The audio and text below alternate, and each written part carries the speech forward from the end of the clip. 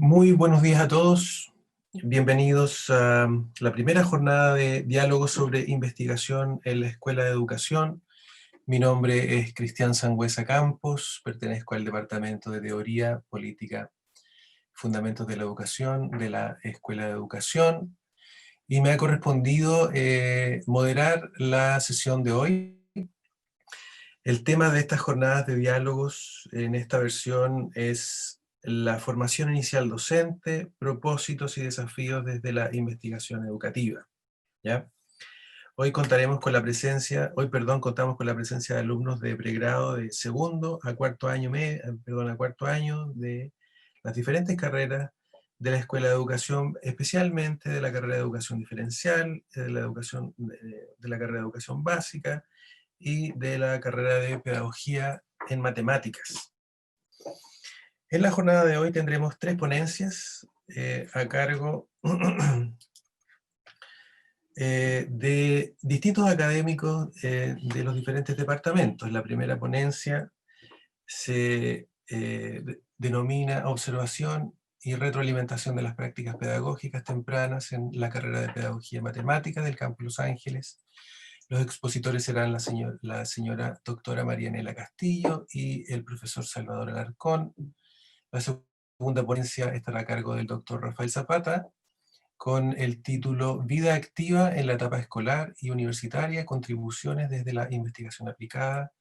Y vamos a cerrar la jornada con el profesor doctor Rubén Abello, con la ponencia titulada Taller intracurricular para fomentar el desarrollo de competencias de autorregulación del aprendizaje y la reconstrucción de la identidad de aprendiz en estudiantes universitarios. Posterior a ello, vamos a tener una sesión plenaria en donde vamos a propiciar una discusión entre los diferentes académicos y ustedes como estudiantes de las diferentes carreras. Antes de la sesión plenaria y posterior a cada presentación, vamos a tener una ronda de preguntas. Los expositores tendrán 15 minutos para presentar los aspectos más relevantes de su objeto de estudio y a los 3 minutos de terminada la presentación yo voy a dar un aviso y luego les voy a pedir terminar su presentación cuando se les hayan acabado los 15 minutos. Durante los 10 minutos siguientes realizaremos la ronda de preguntas en una modalidad activa. Ustedes van a poder levantar la mano, si es que así lo prefieren, o escribir su pregunta en el chat y yo la voy a leer para el presentador. Bien, vamos a partir. La primera ponencia de hoy se titula Observación y retroalimentación de las prácticas pedagógicas tempranas en la carrera de Pedagogía en Matemática, Campus Los Ángeles. Los expositores van a ser la doctora Marianela Castillo y el profesor Salvador Alarcón. Bien, profesores, adelante. Muchas gracias. Bueno, con el profesor Salvador Alarcón, los estudiantes de Pedagogía Matemática ya nos conocen. Nosotros trabajamos en la asignatura del eje de formación práctica de la carrera, y asociado obviamente al eje de formación práctica, nosotros realizamos algunos trabajos de investigación, y eso es lo que vamos a mostrar ahora, un poco qué es lo que hemos hecho y cómo eso ha ido repercutiendo en cómo se ha desarrollado el eje de formación práctica en la carrera de Pedagogía en Matemáticas. Entonces yo ahora voy a compartir la presentación.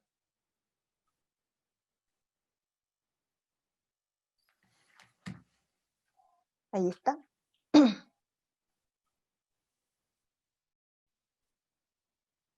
Ahí está en pantalla completa, ¿se ve todo bien? Sí. Ya. Entonces vamos a comenzar. Voy a comenzar la presentación yo y luego va a continuar Salvador.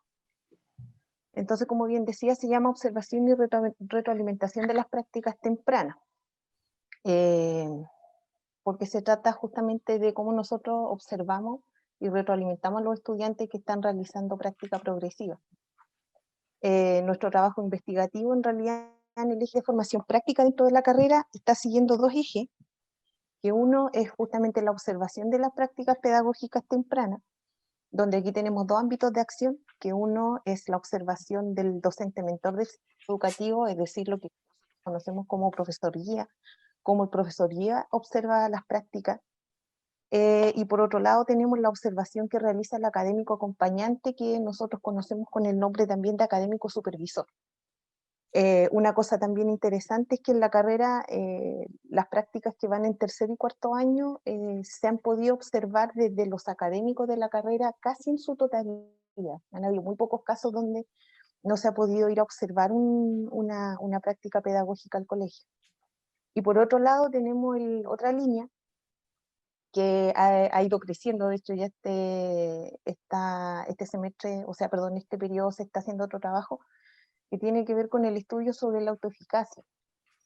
Entonces, aquí se han hecho dos trabajos que se ha hecho en conjunto con los estudiantes, bueno, seminaristas antes y en trabajo de titulación ahora, los estudiantes de la carrera.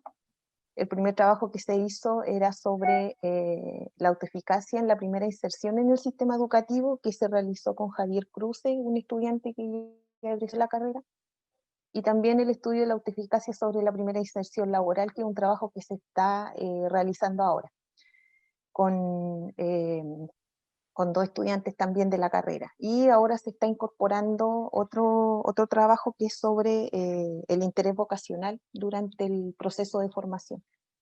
Entonces hemos tratado, bueno, durante el proceso de formación práctica. Entonces nosotros, al mismo tiempo que estamos haciendo la asignatura y dictando clases en este eje, hemos ido haciendo estos distintos trabajos porque también nos permiten a nosotros tener datos, poder retroalimentar lo que estamos haciendo, y así como se han ido generando estas dos líneas, como les decía en un principio. Con respecto a esas dos líneas, tenemos algunos resultados ya, o sea, cosas que se han reportado en congresos, por ejemplo, como esta presentación que fue la que realizó Javier Cruce en el encuentro anual de la Sociedad Matemática de Chile, que eran justamente los resultados de investigación sobre el estudio de autoeficacia. Lo interesante de este estudio es que se trataba de saber qué tan preparados se sentían los estudiantes para ingresar al sistema educativo por primera vez en la inserción temprana. Entonces aquí se aplicó un instrumento, de hecho una semana antes de que ingresaran al colegio. Entonces eso nos reportó información sobre cómo se sentían con respecto a varias cosas, por ejemplo, con respecto a la formación que habían tenido, con respecto a sus propias capacidades. Y se fue, como le decía, se reportó acá. Tenemos también otro congreso que fue donde reportamos los primeros resultados de las pautas con las que evalúa el profesor del sistema educativo. Esto se realizó en la jornada de matemática de la zona sur en la Universidad de Magallanes el año pasado. Este mismo año, el 2020, íbamos a participar con Salvador también mostrando el otro lado, el del académico supervisor, pero ese evento se suspendió. Iba a ser en noviembre del año 2019, entonces por razones obvias se suspendió y no se han vuelto a retomar esta actividad.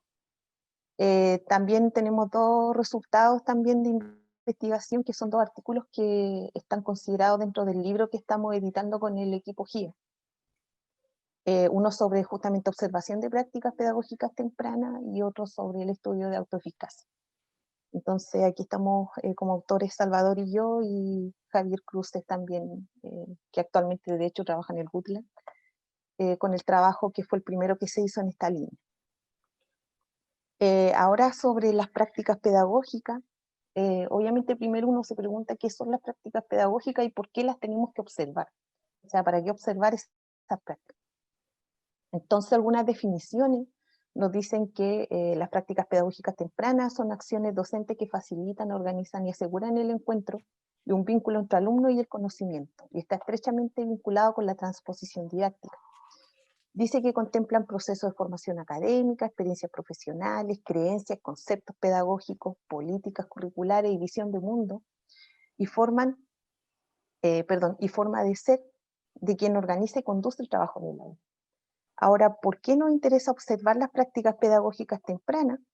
Porque nos permite la retroalimentación, obviamente, de las prácticas en contexto. puede ser considerada como una herramienta privilegiada para levantar información respecto al desempeño del futuro docente. Y esta es una cosa que para nosotros como formadores es súper importante. Y además entrega información relevante sobre las fortalezas y debilidades sobre la práctica para generar instancias de mejora. Y esto también es importante para nosotros como formadores y además es importante para los estudiantes que se someten a todos estos procesos. En el ámbito de la mentoría, nosotros hemos podido realizar algunas acciones, como por ejemplo se han determinado las dimensiones sobre las cuales observar, que esto fue un trabajo que de hecho yo en este no participé, fue un trabajo que dirigió la profesora Kenny Godoy. De la carrera Pedagogía en Matemática estaba Jorge Cid trabajando en esto, cuando se determinaron las dimensiones sobre las cuales observar, pero finalmente se crearon y validaron pautas y ahí ya empecé a trabajar yo también en el proyecto, y de hecho Salvador, las primeras pautas que se crearon y validaron, Salvador participó como profesor del sistema educativo, porque en esos momentos todavía no se incorporaba el eje de formación práctica a la carrera, por lo tanto todavía no teníamos la asignatura. Y una vez que Salvador se incorpora a la carrera a trabajar como académico, se incorpora también al equipo, obviamente, de creación, pero ya desde la otra mitad. Se empezaron a aplicar las pautas desde el año 2018 con los primeros estudiantes del plan 2016. Y se generaron, obviamente, a partir de todo esto, instancias de retroalimentación del proceso formativo en base a toda la información recopilada. Las dimensiones que se determinaron fueron estas, que son 4, que de hecho son las mismas que trabaja Ciencias Naturales y Educación Diferencial, porque el proyecto fue conjunto con las 3 carreras, y Pedagogía en Inglés me parece que también se incorporó a estas mismas dimensiones y a continuar con el mismo trabajo.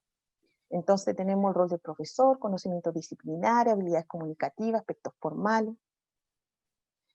Aquí están los datos de los proyectos de docencia. Como le decía, el primero fue dirigido por la doctora Kenny Godoy, y aquí participó mucha gente, porque en la definición de las dimensiones participaron 3 carreras de la escuela, por lo tanto, hubieron académicos de los distintos departamentos y las distintas carreras que participaron en esta primera etapa, y ya una vez que empezamos a definir las pautas y a crearlas de a una, nos separamos acá y empezamos a trabajar con pedagogía en ciencias naturales y después obviamente incorporamos a pedagogía en inglés para tener pautas que fueran en cierta medida homogéneas para las carreras de educación media del campus.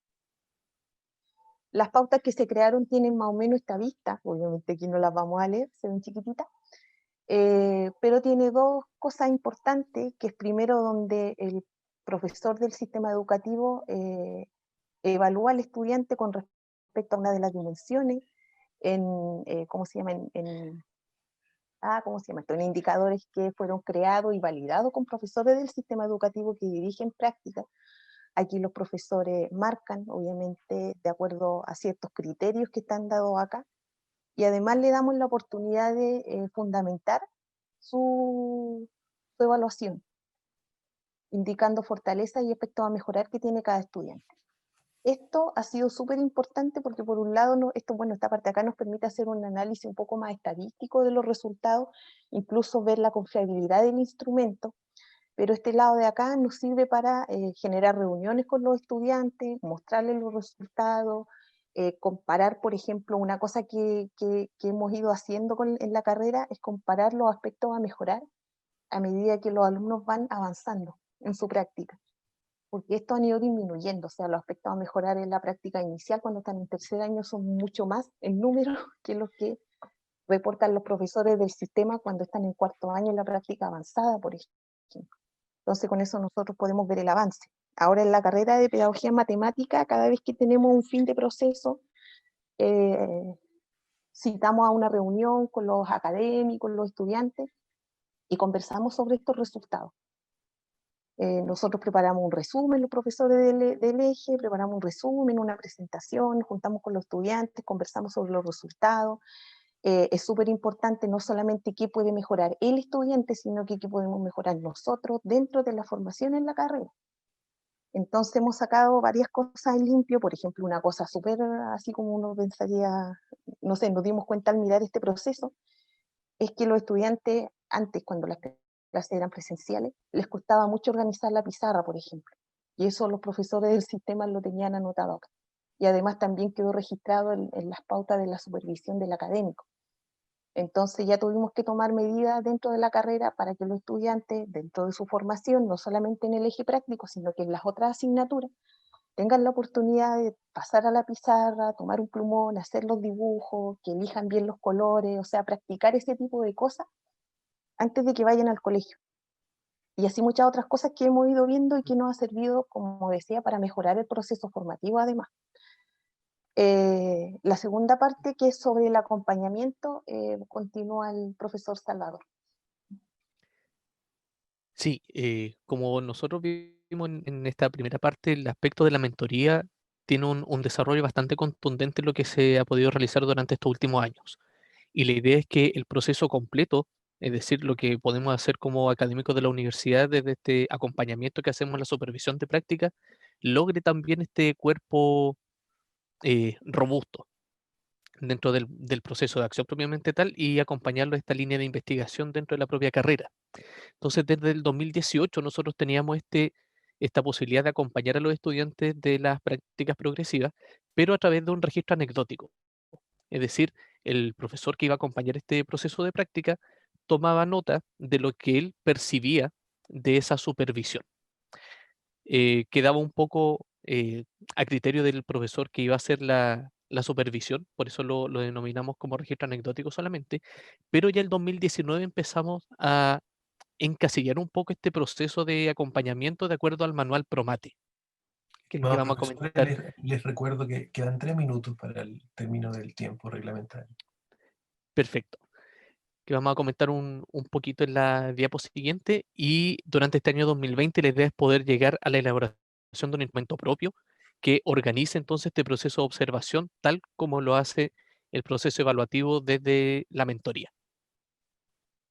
Este manual Promate, ahí está la portada de este documento, es un ¿Qué pasamos? instrumento de observación que está hecho de manera conjunta entre instituciones chilenas y mexicanas asociadas al proceso de educación, que tiene estas dos dimensiones, las cuales nosotros vamos a ocupar. Tiene más dimensiones, pero está diseñado para profesores que están iniciando en su ejercicio profesional en el sistema educativo.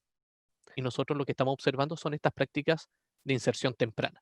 Por lo tanto, los dominios que nosotros tomamos para esta observación son la gestión general de la clase, la gestión de la enseñanza de las matemáticas y adicionalmente agregamos el uso de recursos de aprendizaje con cada uno de los indicadores que aparecen ahí.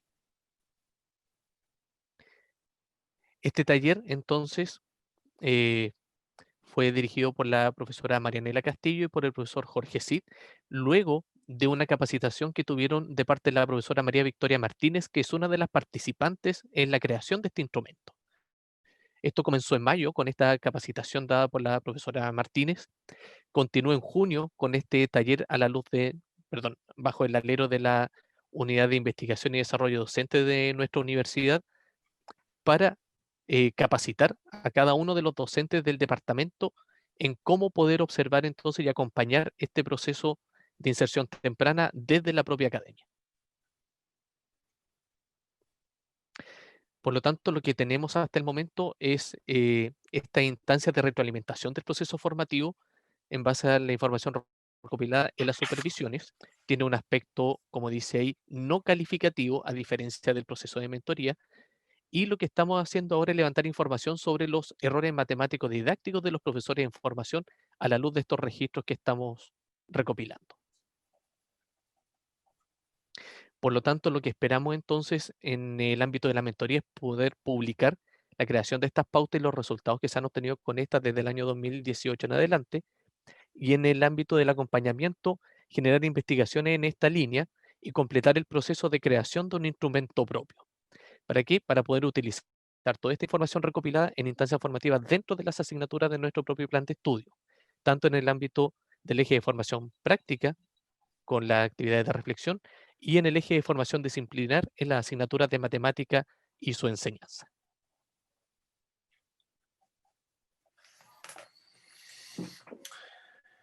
Eso sería. Muy bien, Y gracias. muy bien. Justo en el tiempo, les agradecemos su presentación, muy interesante a los profesores. Y me permito complementar la información de los académicos que nos acaban de exponer esta interesante presentación. La profesora Marianela Castillo Fernández es profesora de Matemática y Computación de la Universidad de Concepción, licenciada en Educación de la Universidad de Concepción, doctora en Matemática también de nuestra casa de estudio, es académica de la Escuela de Educación de la Universidad de Concepción, del Campus Los Ángeles, profesora del programa Talentos UDEC, y sus principales intereses investigativos son la definibilidad en anillos de enteros algebraicos en el área de la matemática y la formación de profesores de matemática en el área de educación. El profesor Salvador Alarcón Godoy, por su parte, es profesor de Matemática y Educación Tecnológica de la Universidad de Concepción, licenciado en Educación de la Universidad de Concepción, magíster en Psicología Educativa por la Universidad de Concepción también, y candidato al grado de magíster en Didáctica de la Matemática por la Universidad Católica del Maule. Posee el tramo Experto 1 en el Sistema de Desarrollo Profesional Docente, es académico de la Escuela de Educación de la Universidad de Concepción en el Campus Los Ángeles, es profesor del Liceo de Los Ángeles y sus principales intereses investigativos son la formación de profesores de matemática, prácticas pedagógicas tempranas y la enseñanza de la matemática. Bien, estamos, ¿no es cierto?, entonces disponibles para la ronda de preguntas. Les insto a escribir, postear su pregunta en el chat que está disponible para ustedes. Quisiera abrir esta ronda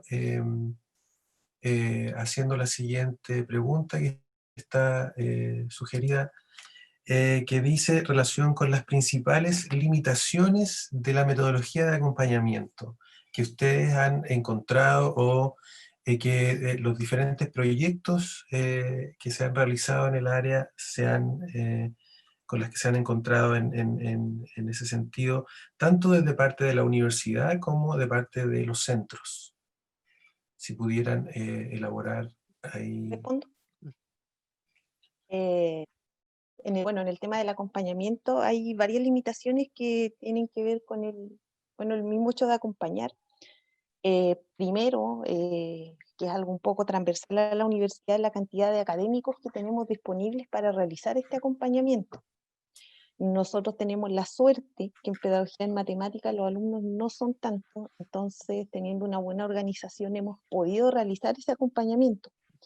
El otro problema que es el que queremos justamente subsanar con este proyecto también de generar el instrumento y de estar utilizando instrumentos creados y validados justamente para observar prácticas, es que todos los observadores tengan los mismos criterios, observen con la misma, ¿cómo podemos Con el decir? mismo lente.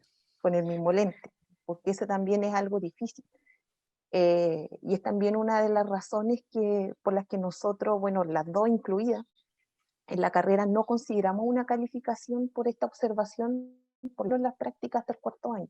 La profesional sí se califica el acompañamiento o la supervisión que puede hacer un académico, pero en tercero y cuarto no, porque tenemos estas limitaciones. Primero, además queremos quitarle un poco el estrés al estudiante que no se le está calificando, sino que se le está observando para ayudarlo a mejorar. Puede ser que en algún momento no los podamos observar a todos, entonces no puede quedar un alumno con calificación y el otro sí, el otro no. Pero esas han sido las principales dificultades y yo creo que son dificultades que podría tener cualquier carrera al momento de querer observar. Al mismo tiempo también agregar que en nuestro país, obviamente en nuestra universidad, un proceso nuevo. Está implementado recién desde el año 2018, por lo tanto la literatura que aparece al respecto, si bien da cuenta de las observaciones de las prácticas profesionales y de los primeros años de inserción de los estudiantes en el sistema educativo, no es tan clara o no es tan decidora respecto a los procesos de inserción temprana. Por lo tanto, ahí también como decía, fijar efectivamente qué es lo que hay que observar desde el punto de vista del académico de la universidad ha sido un trabajo que ha demandado harto tiempo. Por eso, más focalizado en un proceso de reflexión y de retroalimentación más que en la propia calificación. Muchas gracias. Aquí tenemos otra pregunta. Dice, la presentación ha sido muy clara e interesante. Sin duda la observación de práctica se verá facilitada y mejorada con los instrumentos que han presentado. Mi consulta es, dado el poco tiempo que han tenido para probarlo, ¿cuánta mejoría han notado? ¿O han notado en algún caso algún problema con la implementación? A ver, bueno, en cuanto a por lo menos en cuanto a lo que es la observación que hace el profesor guía, sí hemos necesitado ir ajustando las pautas, pero como hemos ido haciendo este proceso todos los semestres, nos reunimos con los profesores guía, revisamos y ajustamos la pauta del semestre siguiente y miramos la del semestre que se aplicó. Entonces hemos podido hacer esos ajustes que han sido pequeños, qué sé yo. Todavía nos falta ajustar un poco lo de la práctica de orientación. Esa es la que todavía como que no nos deja tranquilos. Hay cosas que mejorar en ese sentido, pero porque también la asignatura de orientación tiene características que son distintas dentro de los colegios. Y con respecto al instrumento para el acompañamiento, que es la supervisión que hace académicos de la universidad, el hecho de haber empezado a utilizar las dimensiones de Promate, porque nosotros no la estamos utilizando como pauta, sino que la estamos utilizando como manual, nos permitió justamente lo que nos faltaba, que ya fue un crecimiento de un proceso al siguiente, que fue unificar criterios, poder resumir, por ejemplo, poder tener un resumen por dimensión de cómo están nuestros estudiantes, que el anterior a utilizar ese manual era muy difícil. Obviamente dentro del proceso mismo, por ejemplo, el tema del acompañamiento, han habido cosas que hemos tenido que ir mejorando, a pesar de que hubo tan poco tiempo, sí tuvimos oportunidad de recabar mucha información, incluso también con la ayuda del proyecto FIP, se pudieron hacer algunas entrevistas en los colegios para saber cómo mejorar el proceso de acompañamiento. Entonces ya tenemos varias mejoras para realizar una vez que podamos volver a acompañar en los colegios, porque en estos momentos, como se está haciendo todo virtual, eso quedó un poco estancado lo del acompañamiento para las prácticas progresivas, porque la de la profesional se tuvo que adaptar. Pero ya tenemos varias mejoras del proceso mismo, de cómo llegar a los colegios, cómo presentar los profesores acompañantes, incluso desde ese punto de vista ya tenemos varias mejoras que pudimos definir de acuerdo a la información que se recopiló en el tiempo que llevamos. Y tal como comentaba, el uso de Promate como manual y no como pauta nos permitió efectivamente el hecho de que dos académicos de la universidad del departamento hayan podido participar de una capacitación para conocer ese instrumento completo y que ellos mismos hayan sido quienes capacitaron a los demás colegas del departamento para hacer esa supervisión, nos permite leer de una misma manera lo que estamos buscando. Por lo tanto, las conclusiones a las cuales podemos llegar, la información que podemos levantar respecto a ese proceso de observación, tiene un criterio más unificado, que en este caso son la profesora Marianela y el profesor Jorge Cid, quienes estuvieron participando en eso. Hay una contrapregunta y una pregunta relacionada con el área de la orientación. Dicen, ¿creen que sería factible adaptar el mismo instrumento para las prácticas en orientación? Al menos la parte cualitativa. De hecho, nosotros usamos el mismo instrumento. O sea, obviamente los indicadores son distintos, las mismas dimensiones. Es decir, sí se está usando en orientación, pero donde digo que todavía faltan ajustes, por ejemplo, en los indicadores que tienen que ver con el trabajo con apoderado, con algunos indicadores que tienen que ver con levantar información que está asociada a la jefatura de curso, porque en los colegios nos ha costado instalar, por ejemplo, que nuestros estudiantes de tercero tengan relación directa con los apoderados, pero es un problema como del proceso completo. Se ha logrado la mayoría de las veces, pero ha sido difícil y estamos trabajando obviamente para mejorar eso. Y en cuanto a la observación del académico, sí estamos usando la parte de gestión de la clase de Promate, esa sí la estamos usando también para orientación, porque la gestión general de la clase se puede aplicar, y de hecho el manual lo dice, que se puede aplicar a cualquier clase de cualquier asignatura. Así que sí estamos incorporando elementos Muy para bien. la práctica de orientación. En honor al tiempo y debido a la cantidad de preguntas que están llegando, vamos a recibir una más y luego vamos a terminar esta ronda de preguntas y la primera presentación de la jornada de hoy. Tiene que ver con la asociatividad con otras universidades que realicen o implementen una metodología similar. ¿Cuál es la experiencia que ustedes tienen en esta asociatividad? Bueno, con respecto al trabajo con otra universidad, en la primera reunión que tuvimos con María Victoria, esa fue una asociación porque ella trabaja en la Universidad de O'Higgins y la pauta se realizó en conjunto con otras universidades, creo que la Universidad de Valparaíso participó. Entonces, el hecho de conocer de tener estas reuniones ya nos permitió un acercamiento. El segundo acercamiento lo tuvimos cuando fui a Magallanes, de hecho, al Congreso, porque ahí tuve oportunidad de conversar con otros académicos. De hecho, el eje de formación práctica siendo muy estudiado en estos momentos, porque todas las universidades partieron su eje de formación práctica con prácticas tempranas. O sea, hoy en día todas las carreras que forman, todas las universidades que forman pedagogía, o en realidad la mayoría, no sé si todas, pero con las que sí tenemos relación, ya empezaron un proceso de práctica temprana.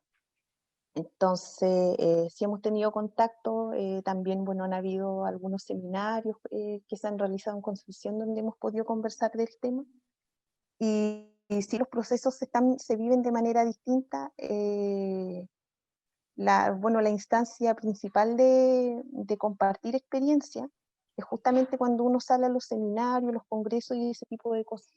Y eso hasta el año pasado sí estaba presente, y por ejemplo había seminarios de desarrollo docente y cosas así donde uno podía ir y compartir con el resto de los académicos de las distintas carreras para conocer cómo se estaba viviendo, por lo menos en el caso de pedagogía matemática, en otras universidades.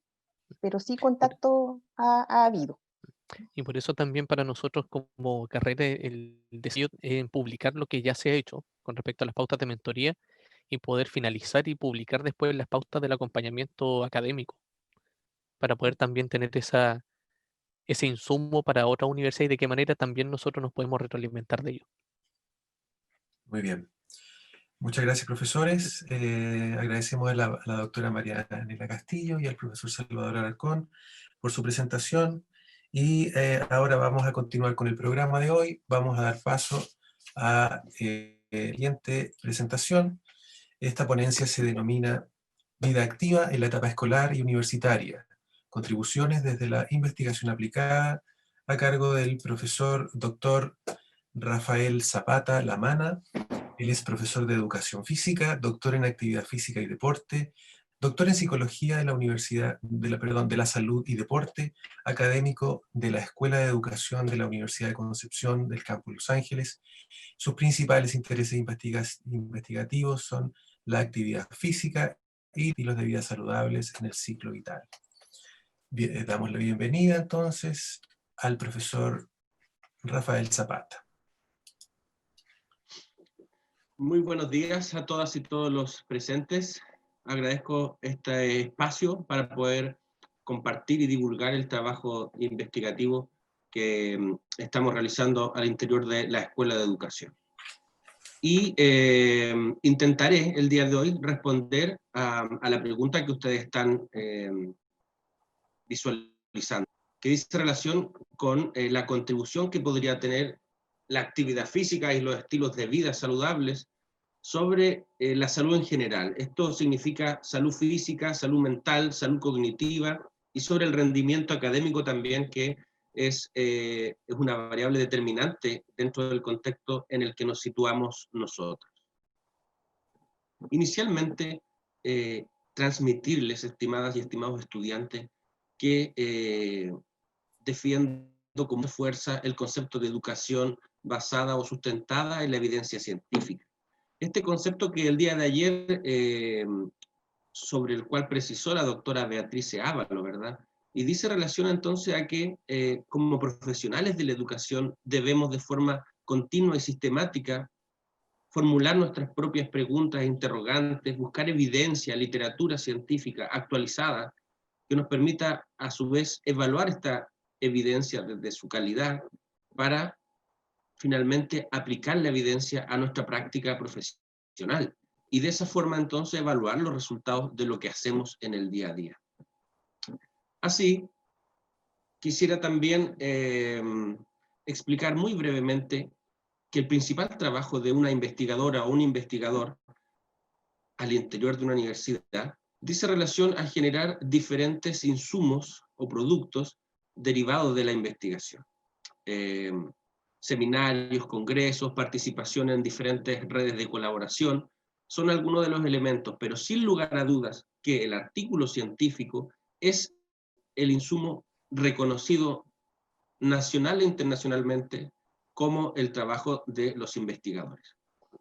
Y respecto a este proceso, en esta imagen ustedes pueden observar que hay 5 principales etapas que aproximadamente tienen una duración temporal de entre mínimo 6 meses a 1 año o 1 año y medio, entre que un investigador realiza un estudio, elabora un manuscrito, lo envía a una revista, pasa diferentes fases o etapas de revisión para que finalmente es publicado. Es un trabajo que requiere de mucha sistematización, con lo cual está eminentemente basado en el método científico. Lo que he venido desarrollando desde el año 2012-2013 es específicamente la incorporación de la actividad física o el ejercicio a lo largo del ciclo de la vida, en educación preescolar, escolar y universitaria. Se han desarrollado diferentes tipos de estudios con diseños transversales, experimentales, y que convergen, ¿cierto?, a la elaboración de artículos que están publicados en diferentes revistas nacionales o internacionales. En este ustedes pueden apreciar un estudio que realizamos con preescolares. El objetivo era evaluar la efectividad de una intervención piloto de actividad física intensa, de intensidad vigorosa, sobre los patrones motores. Los patrones motores son un aspecto del desarrollo fundamental en esta primera etapa de la vida, con lo cual evaluamos la efectividad entonces de incorporar actividad física. Y efectivamente, independiente de las ganancias del peso, es decir, sin considerar lo que pasa con el peso corporal, el patrón motor de los niños y niñas en respuesta a esta intervención se incrementó significativamente. Este artículo está publicado en la revista Nutrición Hospitalaria. En la misma dirección de la educación inicial o preescolar, también desarrollamos un estudio con educadoras de párvulo, de nuestro sistema municipalizado del Biobío. Fue un estudio transversal en el que evaluamos componentes de la salud física, composición corporal, y los resultados son bastante similares a lo que declara la literatura en el mundo, ¿sí? Educadoras de párvulos con altos niveles de sobrepeso y obesidad, y con una baja capacidad física. Es interesante profundizar en el estudio del rol del profesional que está a cargo de la formación de los preescolares, debido a que se sabe que a mayor nivel de actividad, a mayor nivel de movimiento en esta etapa de la vida, tendremos mejores beneficios en la salud de esta población. Luego, con respecto a la etapa escolar ya, también hemos desarrollado varias experiencias que tienen relación con estudios transversales. El que ustedes pueden observar precisa sobre la evaluación del estado nutricional, la condición física, el rendimiento escolar y algunas variables de la salud mental también, que parece ser que están directamente relacionadas. Es decir, a mayor niveles de actividad física podríamos tener mayores factores protectores de la salud mental, ¿ya? Interesantemente, en este estudio encontramos un alto nivel de índice de masa corporal, es decir, de obesidad, y esto se relaciona con un bajo nivel de la condición física y un alto perímetro de la cintura. En universitarios también hemos tenido algunas experiencias, específicamente con las estudiantes y los estudiantes de nuestro campus. Desde el año 2010 aproximadamente, que he sido un impulsor de la práctica de actividad física, y yo diría que cientos y tal vez miles de estudiantes que han pasado por nuestra universidad han participado de mis asignaturas que han sido electivas o complementarias, y en tiempos de no pandemia, naturalmente, teníamos una altísima participación y representatividad de nuestro campus en actividades masivas, esto es, corridas, maratones, etc. Aprovechamos la oportunidad de investigar entonces también esta población, porque es sumamente interesante. Se sabe que los estudiantes universitarios, la etapa universitaria podría definir el futuro respecto a su estilo de vida. Es decir, si se interviene positivamente, podríamos tener en un futuro adultos más saludables. En esta dirección realizamos un estudio que fue recientemente publicado, este año 2020, que dice relación con factores protectores de salud en los universitarios. Interesantemente, las mujeres tenían unos mayores factores de protección de salud en comparación a los hombres. Y específicamente, la conclusión principal de este estudio es que se requiere de incrementar la oferta de actividad física para esta población.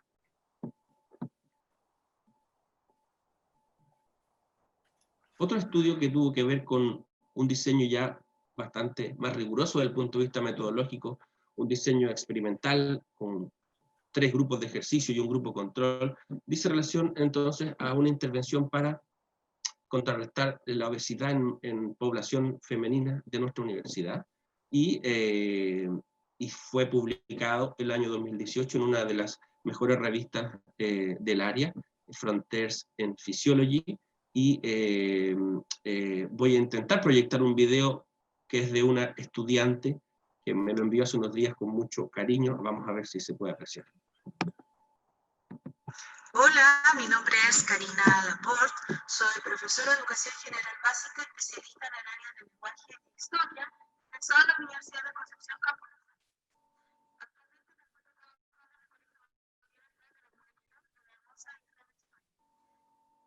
Hace 4 años atrás participé en el programa de profesor de ejercicio para mujeres con obesidad o sobrepeso. Yo en ese entonces estaba en obesidad y pesaba aproximadamente como 97 kilos. Muy bien. En esta imagen que ustedes pudieron apreciar recientemente, una de las participantes de nuestro estudio que disminuyó 20 kilos, y lo que nos plantea en el video, que no se pudo escuchar, pero de igual forma puedo transmitir lo que ella señaló, es que una vez finalizado este proyecto, lo que ella generó fue una modificación en su hábito de vida y su conducta relacionada con la práctica de actividad física, con lo cual hasta el día de hoy es una mujer físicamente activa. Y ella, en el desarrollo de su práctica profesional, valora esta condición, dado que sus estudiantes, sin lugar a dudas, están manteniendo una conducta más activa y más saludable, porque ella es la guía y el modelo a seguir. Respecto de, en la misma línea de ejercicio, también hemos desarrollado experiencias en población adulta, con funcionarias y funcionarios de nuestro campus también. Así, por allí, por el año 2014-2013, realizamos un estudio para comprobar la efectividad de un programa de ejercicio físico sobre la salud cardiometabólica, ¿ya? El cual tuvo muy buenos beneficios, ¿cierto? Se mejoró la salud física específicamente, se mejoró el perfil de la glicemia y la función muscular, todo esto mediante 2 sesiones de ejercicio a la semana, con una duración de 30 minutos, con muy poquito tiempo. Más recientemente también lo que hemos hecho es desarrollar investigación con un diseño diferente, esta vez sin personas, sino que nada más que con la literatura. Hemos hecho revisiones de la literatura con el propósito de sintetizar la evidencia, y a la fecha tenemos 4 artículos ya publicados relacionados con tópicos de ejercicio, uso de tecnologías para la actividad física, modelos de ejercicio, en relación entre aspectos cognitivos del cerebro y del rendimiento escolar, cómo estos entonces se ven beneficiados con la práctica de ejercicio. Complementariamente, en mi rol de investigador he sido convocado para participar en diferentes iniciativas nacionales. Una de ellas, y la más relevante diría yo, que participé el año 2015, fue asesor del gobierno para el Ministerio de Salud, específicamente en lo que dice relación al manual de lineamientos para el programa Vida Sana, que está implementado en todo nuestro país, específicamente en el área de ejercicio físico. También he querido divulgar todo lo que hacemos al interior de la universidad, en diferentes congresos, en diferentes encuentros relacionados a el desarrollo de la investigación. No tenemos que olvidar que uno de los objetivos de la investigación no solo es hacerla, sino que divulgarla, transferirla a la comunidad. Y no solo a la comunidad científica, sino que también a la comunidad en general. Para ir finalizando, he participado también de la elaboración de algunos capítulos para libros que han sido editados en diferentes editoriales nacionales, y el último de ellos dice relación a la imagen que se aprecia a la izquierda, que es actividad física, ejercicio y una vida activa, que es el resultante de un proyecto de docencia de nuestra universidad. Es un libro entonces que incorporaremos desde el próximo año en las asignaturas relacionadas. Además, estoy trabajando en generar una comunidad universitaria que desee participar de esta investigación y relacionada a la actividad física, a la tecnología, al transporte y el ejercicio físico. De esta forma poder ir consolidando todo este trabajo que ya se viene haciendo. 3 minutos. Por lo cual, ¿perdón? 3 minutos. Ok. Por lo cual se invita a toda la comunidad de la universidad a participar de esto. Más recientemente, hace un par de meses, participamos en la elaboración de un proyecto que se postuló a un fondo importante de competitividad regional y fue adjudicado, con lo cual me permitirá continuar la investigación en el campo de la actividad física, la discapacidad, el uso de tecnología para la práctica de actividad física. Y es un proyecto FIT-R que tendrá, como he dicho, una duración de 2 años.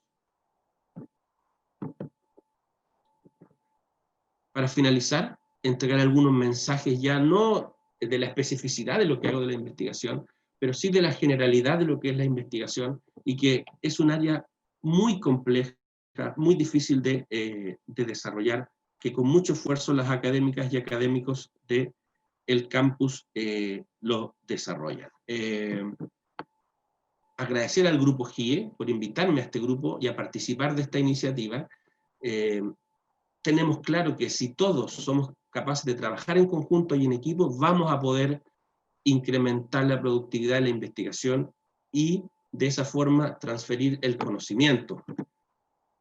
Decir que todos debemos remar para el mismo lado, hacer todo lo contrario a lo que presenta esta imagen, porque la única forma de generar hoy día participación de la investigación en el mundo científico es a través de la unión, y para eso debemos remar para el mismo lado. Y que no nos pase lo que pasó hace algunos años en el sur de Chile, ¿cierto? Que al día de hoy tenemos un puente que está sin uso debido a la mala ejecución de la misma. Finalmente, para responder a la pregunta inicial, si puede la investigación en actividad física contribuir a la salud física, me voy despidiendo con esta imagen, que es de un estudio de Charles Hillman, el principal neurocientífico del mundo hoy día, que está estudiando desde hace alrededor de una década la asociación que hay en los escolares, específicamente con base a el nivel de actividad física y los procesos de cognición. En la imagen ustedes pueden apreciar en el lado derecho que posterior a 9 meses de intervención basada en ejercicio físico, hay un aumento de las funciones ejecutivas y cognitivas, con lo cual esto viene a instalar en la comunidad científica mundial la necesidad de desarrollar procesos de aprendizaje escolar que se basen en un mayor nivel de actividad física. Por último, decir que los investigadores son prácticamente la esencia de una universidad, por lo que una universidad no tiene solamente que transmitir el conocimiento, sino que debe crear este conocimiento. Y esa creación está hecha, está realizada por los investigadores y las investigadoras, que deben traspasar también a su vez esta información a sus estudiantes en las aulas. Por eso, para mí, los investigadores y las investigadoras son tan importantes. También porque los estudiantes participan en estas investigaciones. Y en mi caso, han participado desde hace, yo diría, casi una década asumiendo diferentes roles en actividades de divulgación, participando como sujetos experimentales de los estudios, etc. Por último, expresar que una universidad que no investiga no es una buena universidad, ya que la investigación es imprescindible. El éxito de una universidad lo construyen muchos pilares, pero uno de ellos es indudablemente la investigación. Y aprovecho esta oportunidad para agradecer a la Universidad de Concepción, que es el lugar que me ha permitido desarrollar toda esta investigación. Muchas gracias. Muy bien, profesor. Muchas gracias por su interesante presentación. Ahora vamos a dar inicio a la ronda de preguntas. Tenemos varias preguntas que los asistentes han querido formularle. Vamos a partir por la primera y debido al tiempo le vamos a dar prioridad a 3 preguntas. La primera es, dice, están interesantes las investigaciones, pero me cabe una gran inquietud. ¿Por qué estudiar obesidad solo en población femenina? ¿Qué pasa con la obesidad en población masculina?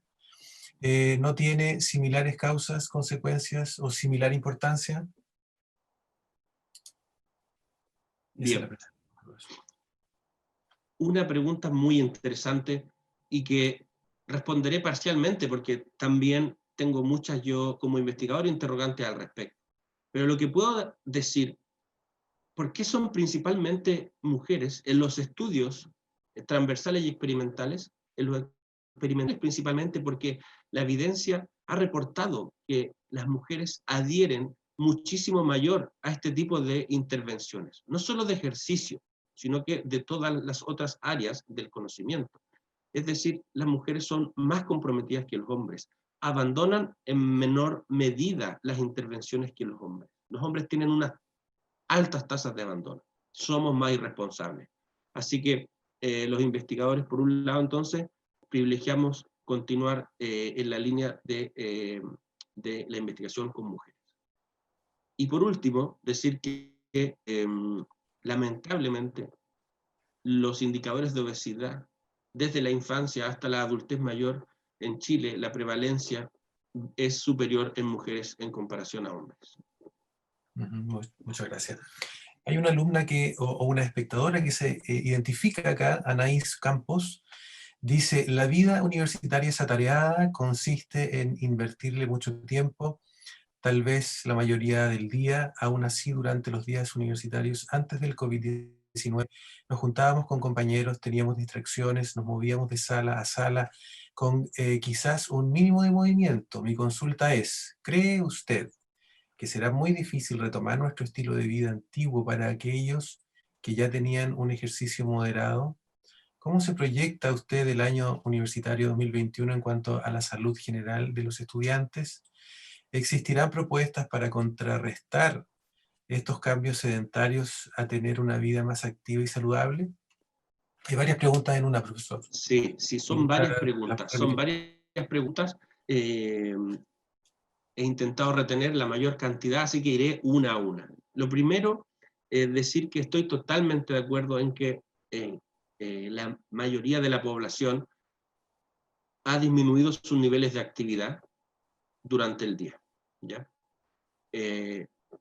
Está en lo correcto y además es lo que se ha reportado durante el año 2020.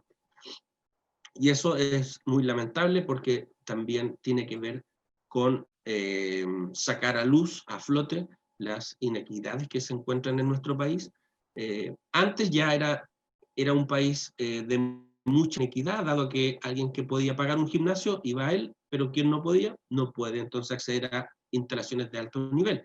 Pero sucede que hoy también, porque el espacio físico es la limitante para hacer ejercicio. Así que es muy compleja la situación. Sin embargo, respecto a estrategias, felizmente desde diferentes plataformas virtuales se está ofreciendo actividad física y nuestro campus a través de la unidad de deportes lo está haciendo actualmente, por lo cual bastaría escribir, informarse y poder participar de aquellos talleres. Y desde mi perspectiva como investigador, sin lugar a duda que yo estoy trabajando ya en una idea para poder implementar el próximo año porque se visualiza, no es nada oficial, pero se visualiza que mantendremos la virtualidad. Todos sabemos que hace un par de días inició el segundo brote en Europa, con lo cual es probable que tengamos para largo. Eso. Profesor, vamos a terminar esta ronda de preguntas y con eso culminaríamos su presentación con una última inquietud que dice relación con la transversalidad de la enseñanza de la salud física. En este sentido, ¿cree usted que sea posible implementar la enseñanza de la salud física en los diferentes planes de estudio de las distintas carreras de la FIT? Sin lugar a dudas que los planes de estudios van sufriendo o van vivenciando fluctuaciones, ¿cierto?, temporalmente, y debemos reconocer que se ha reportado la falta de contenidos, asignaturas obligatorias dentro de las diferentes carreras de la FID.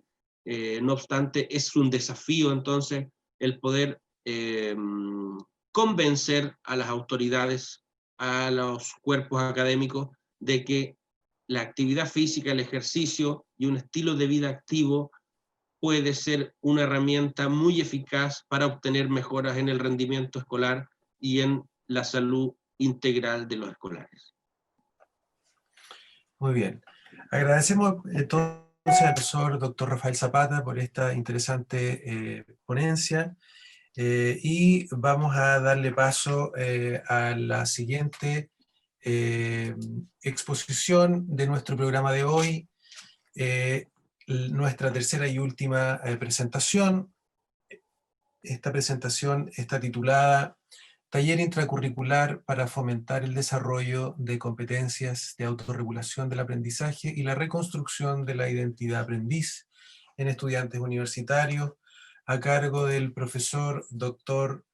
Rubén Abello Riquelme, quien es psicólogo de la Universidad de San Sebastián, máster y doctor en Psicología de la Educación por la Universidad de Barcelona, profesor asociado en la Escuela de Educación de la Universidad de Concepción.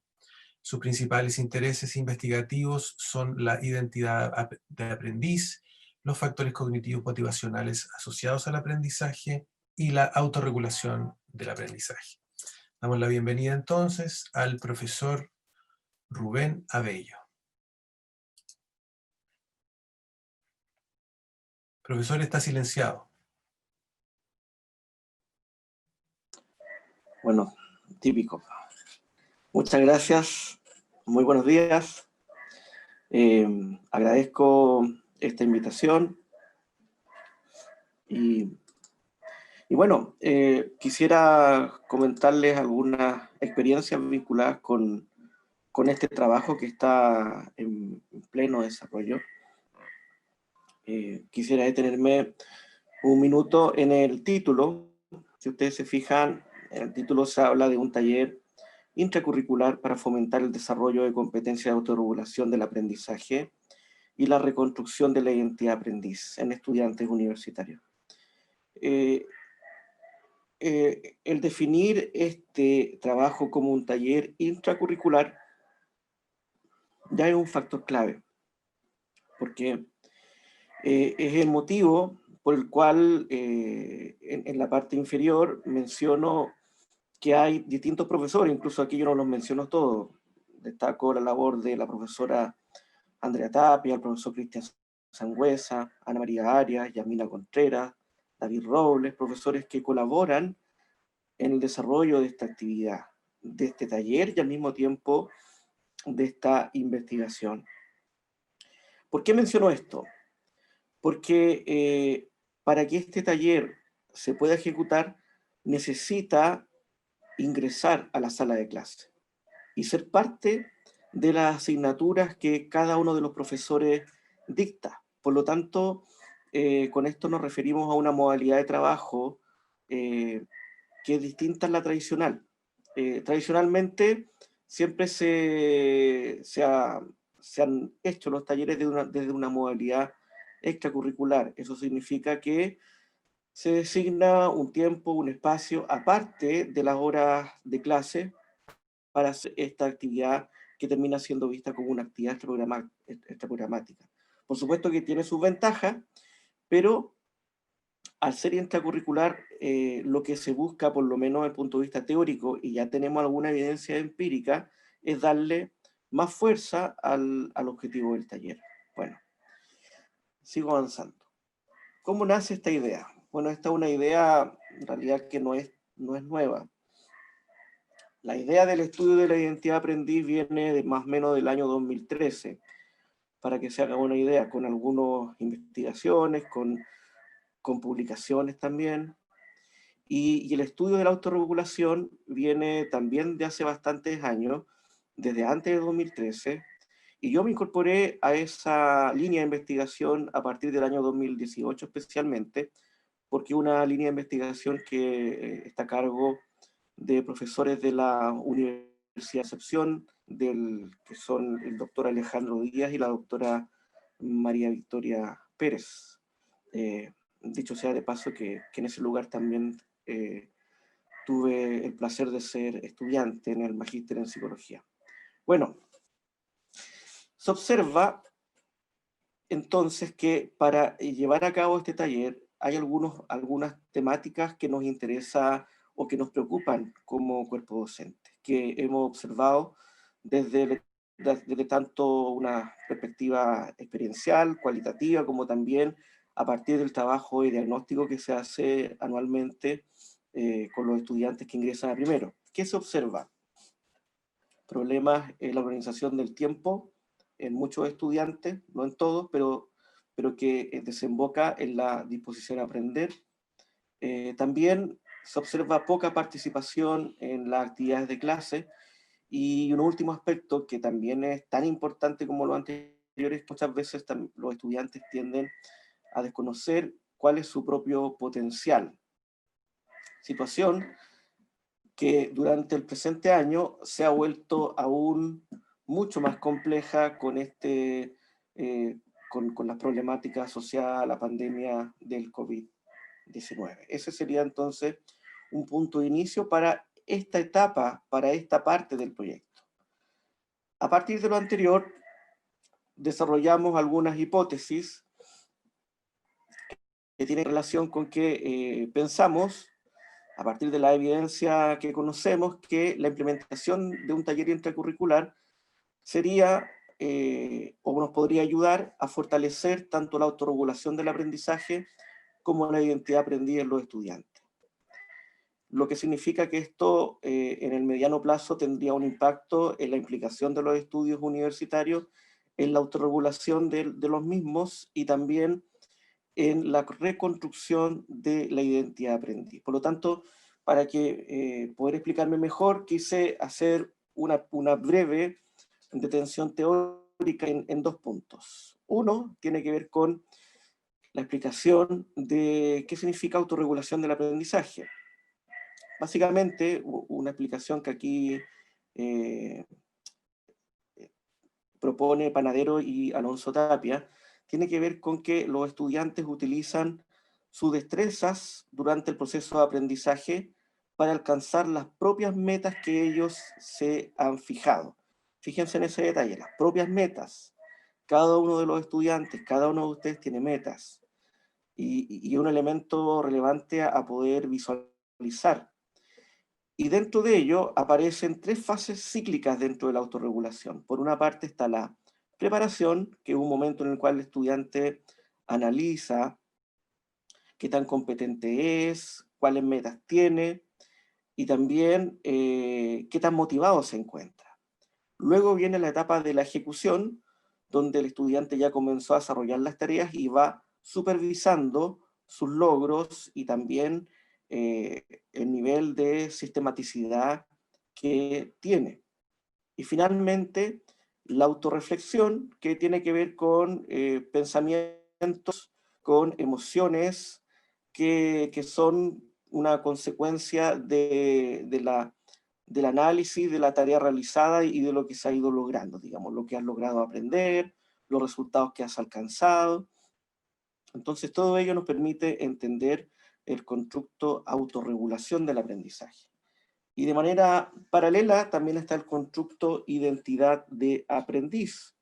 Aquí destaco quizás los autores principales de este constructo, que son Leila Safi y César Coll, y ellos básicamente lo que plantearon tiene que ver con que la identidad aprendiz es un conjunto de significados que reconstruye el aprendiz, el estudiante, en la medida que interacciona con otras personas, en la medida que ejecuta distintas tareas de aprendizaje, en la medida que participa en una evaluación, en la medida que responde a una pregunta en la sala de clases o en este medio virtual, y todo lo que sucede y cómo reaccionan las otras personas finalmente se va a convertir en una experiencia de aprendizaje que el estudiante va a analizar, va a reflexionar y finalmente le va a permitir tener una imagen de sí mismo como tal, respecto a sus competencias, respecto a sus capacidades. En cuanto a la metodología de trabajo para este taller, lo que se presenta es un diseño mixto, que tiene por una parte un trabajo cualitativo como otro cuantitativo, y ojalá pueda explicar esta parte, que se desarrollan de manera simultánea. En ese sentido, las miradas cualitativa y cuantitativa tienen que ver con cómo vamos a recopilar la información. Y esto nos lleva a dos etapas. La primera tiene que ver con la implementación de los talleres, tanto con profesores como estudiantes, y la segunda con la evaluación de los efectos logrados. Entonces, en esta primera etapa, cuando se implementa el taller, lo primero que se realiza es trabajar en un promedio de 9 sesiones, o incluso puede ser un poco más, con los profesores, para poder darles a conocer este modelo intracurricular y al mismo tiempo compartir con ellos las cualidades del taller, un taller que ya está definido, que se ha ido creando desde el año 2018, incluso desde un poco antes.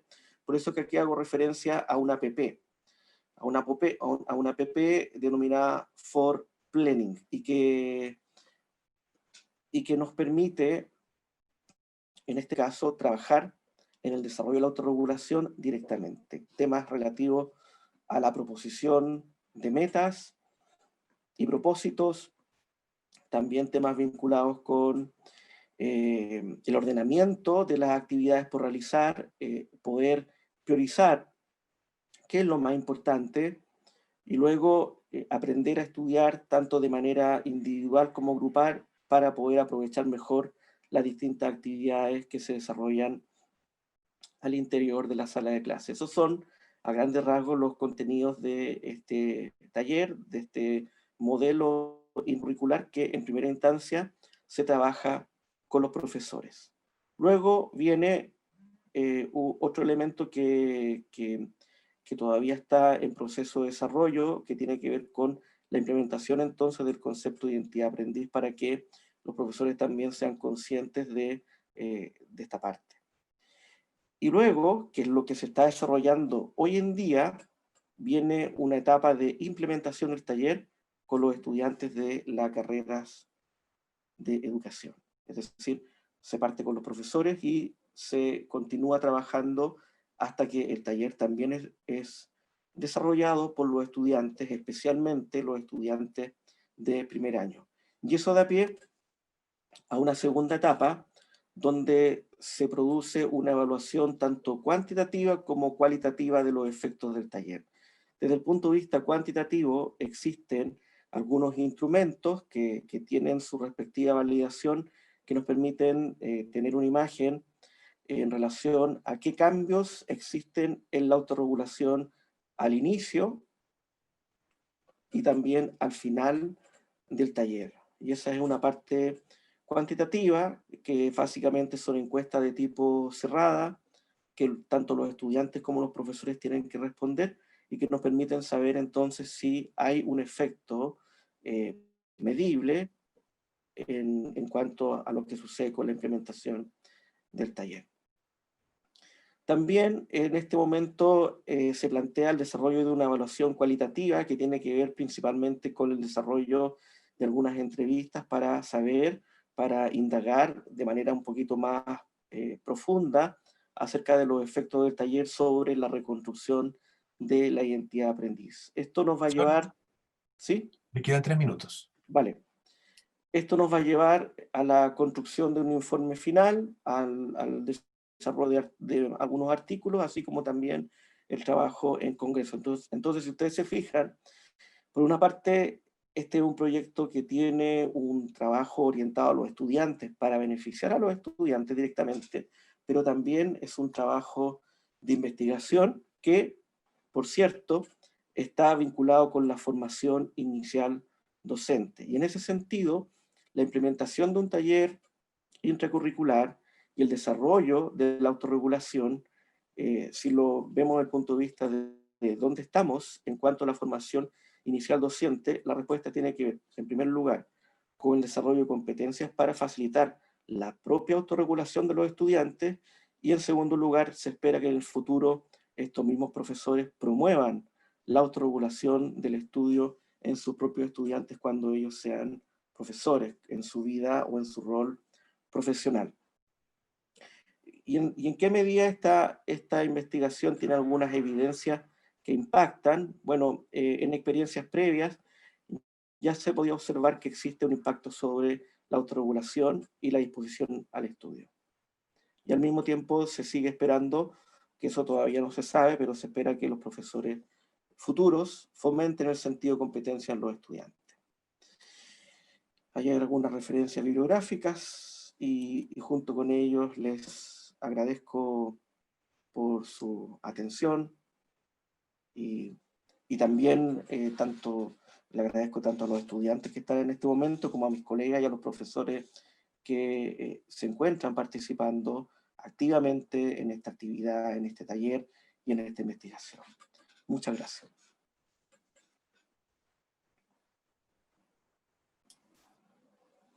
Bien, muchas gracias, profesor, por su presentación.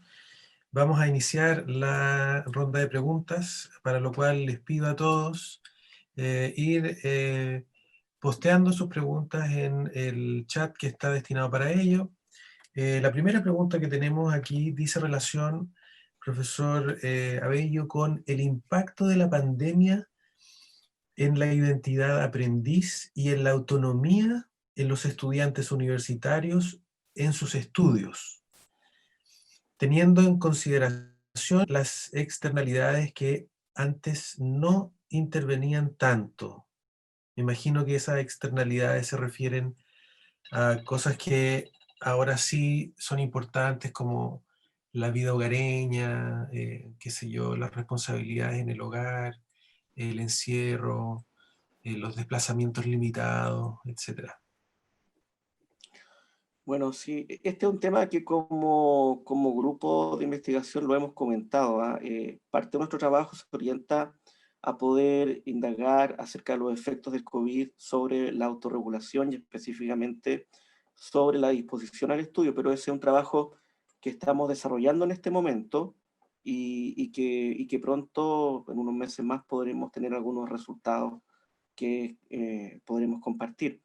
Pero por el momento, por supuesto que observamos que hay un efecto vinculado con esta pandemia, el hecho de estar más encerrado, y además de eso, el hecho de que muchos estudiantes y también muchos profesionales perdemos un espacio que antes teníamos en la biblioteca, en la sala de clase.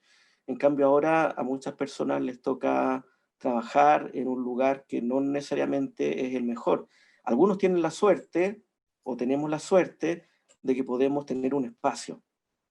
En ese contexto podemos manejar mejor los efectos negativos de la pandemia. Me refiero, tenemos un espacio donde nos podemos concentrar, tenemos una buena conexión a internet. Bueno, eso de alguna manera ayuda bastante a poder seguir adelante.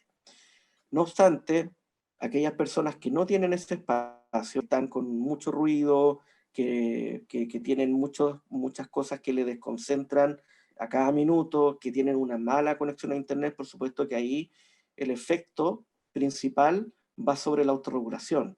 Es decir, ese tipo de interferencias tienen un efecto directo sobre la autorregulación. Sobre la identidad aprendiz, bien eso vendrá de manera posterior, porque tiene que ver con las interpretaciones que realizamos al respecto y con los resultados que alcanzamos. Porque si tú a lo mejor te das cuenta que realmente el problema está en las interrupciones, probablemente eso no tenga mayor efecto en tu identidad aprendiz.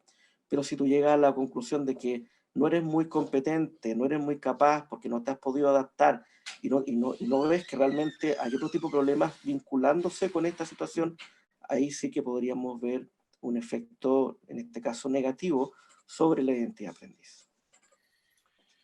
Bien, aquí tenemos otra pregunta que está relacionada con un poco la motivación. Dice, ¿cómo ha funcionado el taller este año? Considerando que uno de los puntos claves es la motivación intrínseca. ¿Se ha visto una disminución en los estudiantes participantes? ¿Cómo se puede subsanar una debilidad de este tipo en tiempos de pandemia? Me encantaría tener todas las respuestas porque ya estaría el problema solucionado. Pero bueno, uno de los grandes desafíos que enfrenta este taller es la motivación.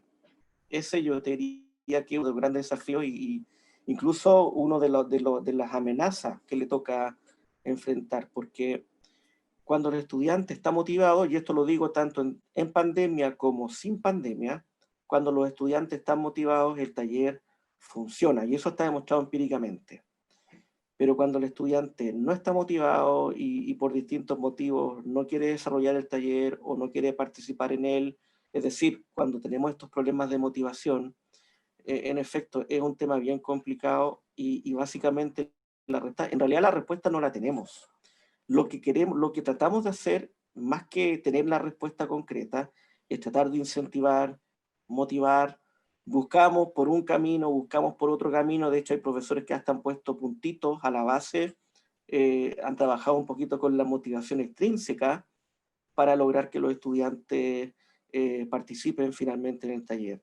Lográndose evidenciar cuando terminan el taller que hay un efecto positivo, pero eso no se ve al principio. Cuando recién están partiendo, cuando están recién conociendo el taller, cuando están viendo las primeras sesiones, no logran ver que en realidad esto tiene que es un beneficio, que es un aprendizaje que es potente para el propio estudiante, que en este caso sería el principal usuario. Pero el tema de la motivación pasa por qué tan paciente soy, aquí un profesor tiene que tener harta paciencia en realidad, y qué tan motivador soy en la medida que explico lo que estamos realizando, para qué nos sirve, porque cuando hago ese tipo de intervención, logro crear sentido en la actividad. Ese es el desafío que nosotros tenemos. En la medida que yo te explico, esto sirve para, esto te va a beneficiar en tal cosa, contribuyo en que esta actividad tenga un sentido. Por supuesto que si yo no te explico nada como profesor, difícilmente esto va a tener sentido para ti. Y eso le va a pasar a ustedes como profesores también. El mañana, no solamente con un taller como este, en realidad con todos los contenidos que ustedes tengan que entregar. Cuando ustedes logren explicar esto es importante debido a tal motivo, van a contribuir en el sentido para que el estudiante se enganche. Y ahí está la motivación. Bien, aquí hay otra pregunta de la alumna Campos Cofré. Dice, buenos días, profesor. El año pasado, en mi primer semestre, la profesora Andrea nos solicitó utilizar esta aplicación for Planning. Me resultó bastante útil. Sin embargo, ahora utilizo otra que me avisa más mis tareas, mejor mis tareas. Dice, aunque debo decir que la anterior me fue bastante útil para organizar mi tiempo y ver mi progreso. Aún así, ¿usted cree que será mejor presentar este tipo de aplicaciones en cursos como la enseñanza media para tener un carácter organizativo desde antes de estar en la universidad? Muy bueno ese comentario y pregunta al mismo tiempo. En realidad ese es un desafío pendiente. Sería interesante poder llevar este mismo taller, bueno, seguramente con algunas adaptaciones, pero poder llevarlo también a la enseñanza media. Sería fantástico. De hecho, hicimos como equipo, tratamos de hacer esa iniciativa hace un año atrás, pero no lo logramos hacer porque el proyecto que nos tenía que acompañar en ese proceso no nos acompañó tampoco, porque no logramos adjudicar el proyecto. Digamos que esto es también una cuestión que pasa mucho en los trabajos de investigación. De repente las cosas te resultan, otras veces no. Pero aquí la clave es ser sistemático, seguir insistiendo, porque en realidad cuando te dicen que sí es fantástico, pero cuando te dicen que no, igual hay que saber resistirlo y seguir avanzando, seguir adelante. Acá me ponen un último, vamos digamos, a mencionar este último comentario, esta última pregunta. Dice, se mencionó que es un beneficio para los estudiantes, pero es necesario agregar que es un beneficio para todos. Primero, porque los alumnos, al autorregularse, tendrán mejores resultados, por tanto, más motivados, reconstruyendo su identidad de aprendiz como alumnos más competentes. Esto nos beneficia directamente a los profesores, que si tenemos mejores alumnos, facilitan nuestras estrategias y también nos motiva.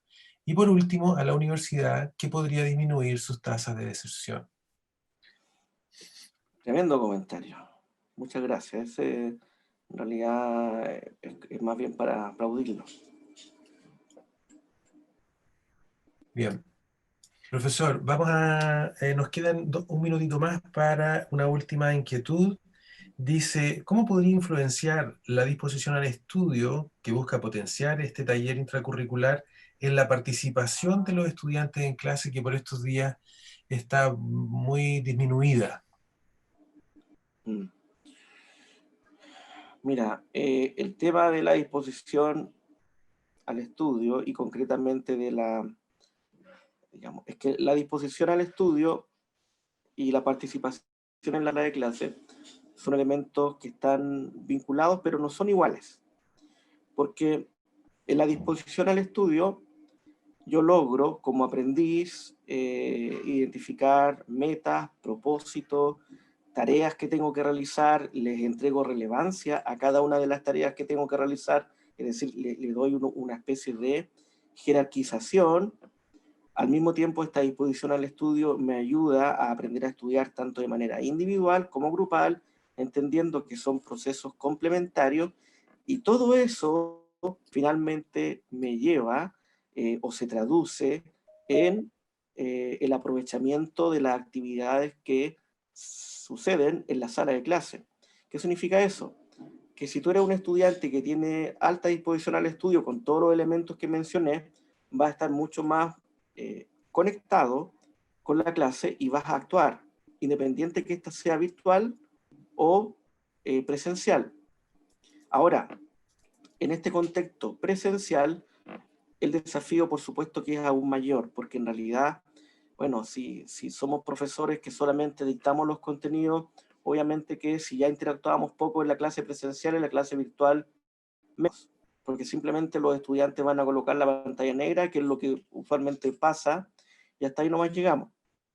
Lo que significa que hay un desafío mayor que implica que el profesor tiene que tratar de plantear actividades distintas, más cantidad de preguntas, más cantidad de tutorías, no solamente trabajar con el grupo grande, también trabajar con grupos pequeños. Bueno, si eventualmente el estudiante no puede colocar la cámara, no pasa nada, mejor tomarlo como algo natural, pero sí estar atento a que el estudiante pueda hacer preguntas, pueda comentar lo que entiende, puede decir lo que piensa, y para ello hay que aplicar un esfuerzo mayor que antes. Bien, profesor. Muchas gracias por esta interesante discusión, por esta interesante exposición. A usted le correspondía culminar la sesión de hoy en términos de presentaciones. Agradecemos a todos los panelistas de hoy. Les pido que por favor se reúnan nuevamente, que nos mostremos en la cámara. Me parece que el profesor Alarcón se tuvo que retirar. Él hace clases en el liceo, así que está atendiendo esas labores, y la idea ahora para cerrar esta primera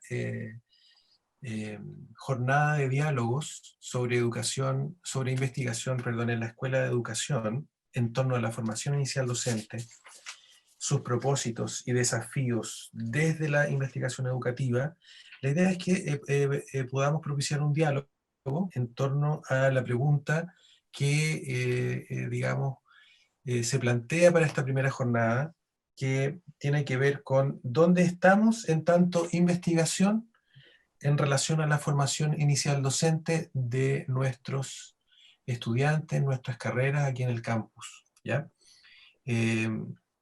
Yo valoro tremendamente los esfuerzos que ustedes han presentado aquí, que han querido transmitir a través de sus investigaciones, de toda la actividad investigativa que como académicos de los diferentes departamentos tenemos la suerte en esta primera sesión de tener representantes de los diferentes departamentos de la escuela, como lo es la profesora Marianela Castillo del Departamento de Ciencias Básicas, el profesor Rafael Zapata del Departamento de Didáctica y el profesor Rubén Abello del Departamento de Teoría. Por lo tanto, podemos informar de muy buena manera, ¿no es cierto?, las respuestas en torno a esta interrogante. Me gustaría que también los participantes que tenemos en el día de hoy, representando a las carreras de educación básica, educación diferencial y pedagogía matemática, a elaborar también sus preguntas, ponerlas en el chat destinado para ello, en torno a la actividad de investigación, en torno a los estudios que hoy día vimos presentados por los diferentes profesores, el primero en torno a las prácticas progresivas, el segundo en torno al efecto de la vida sana, ¿no es cierto?, y la educación en ese ámbito, y también el último en torno a la autorregulación, identidad aprendiz y difusión al estudio. Por lo tanto, ¿no es cierto?, los insto a preguntar en torno a esas ponencias y también en torno a esta inquietud general que nos presenta esta pregunta el día de hoy a todos los que estamos involucrados en la formación inicial docente. ¿A quién le gustaría partir con una reflexión en torno a esta pregunta? Profesora Marianela, profesor Zapata, profesora Bello. ¿En dónde estamos en tanta investigación en la Escuela de Educación y en sus diferentes carreras? ¿Qué diagnóstico hacemos? Bueno, Cristian, yo quisiera manifestar mi opinión respecto a esa pregunta, ¿no? Yo creo que estamos hoy en un momento en el cual se nos presenta una importante oportunidad.